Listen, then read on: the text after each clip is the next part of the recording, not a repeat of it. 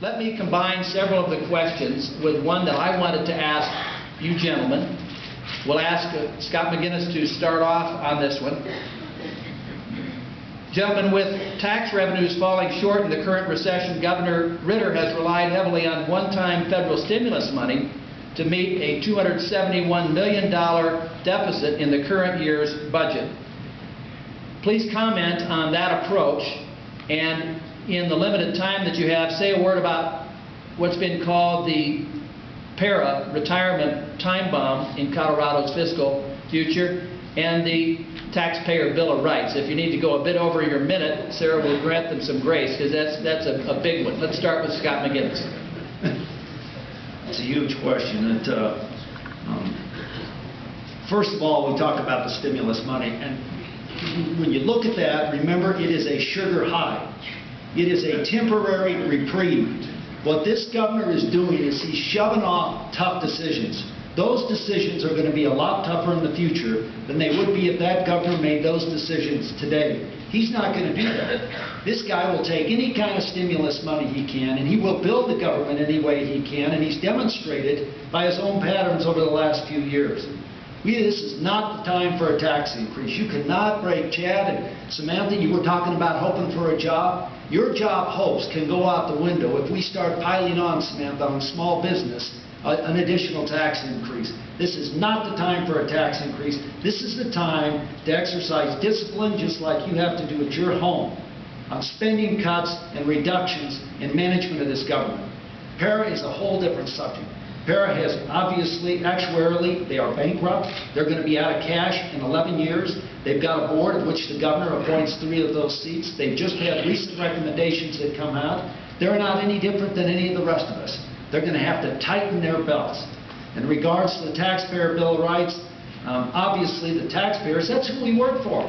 And that's the engine. You got to keep that engine oiled and keep it going. You don't do that by going in and taking a sledgehammer or a tax and hitting it on the spark plug so you take the spark out of the engine.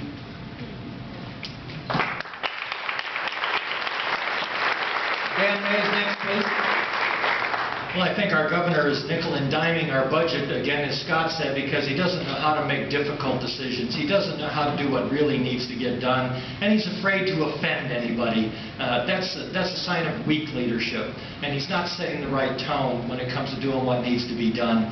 I said it early on, I'll say it again, we need to make serious decisions. I would do it, and I know it's painful, but we've got to downsize the size of our state government. Not only do we downsize it to balance our budget, but we downsize it because it's the right thing to do. We should have small, limited government.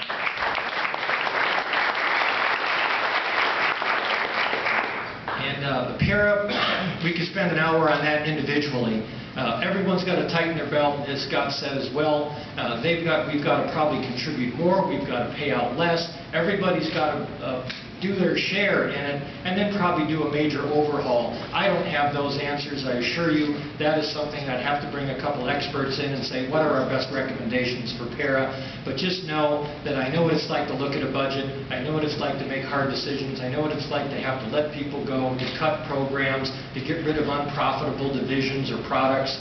Those are things I've done many, many times. It's not practice for me. It's something I do in my sleep. Thank you, Josh. What state government needs is tough decision-making, tough choices. We've been using that word down in the budget fight a lot in the last 3 years. When the economy was good and revenues were soaring, we should have created a rainy day fund. Now that we're in this mess, we've got no choice. We have to go in and do the tough business of governing, and that is reducing spending.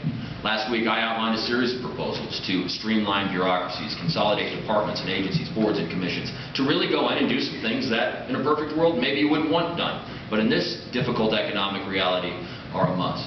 The governor of Indiana, a Republican, I think the conservative thought leader probably in America today, wrote a wonderful piece for the Wall Street Journal, and he's about 3 or 4 weeks ago, and his argument was, look, business as usual in state governments, it's over and done with. The states have had it really good for the last 25 years. The economy has generally been growing. Revenues have generally been strong. They've grown their budget like gangbusters, and they've gotten their hands in lots of places we're just not going to be able to afford to be. We're going to have to scale back. We're going to have to streamline. We're going to have to make tough choices. We're going to need to look at getting rid of the Department of Local Affairs. We're going to need to look at getting rid of the Governor's NEG office. We need to look at reorganizing DOPA, the Department of Personnel Administration. We need to look at giving the Lieutenant Governor, a wonderful person with tremendous qualifications usually, something more to do. We need to look at the 350 some odd people in the state of Colorado who collect more than $125,000 each and every year and ask tough questions about whether or not they need to keep that salary. Dan is right.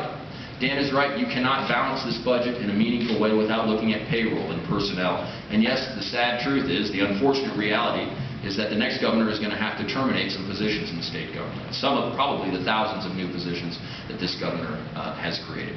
Para is the same situation. We're going to have to increase the retirement age, and we're going to have to cut back on the benefit package even as the state contributes less. All are tough choices, but these tough times require that tough decision.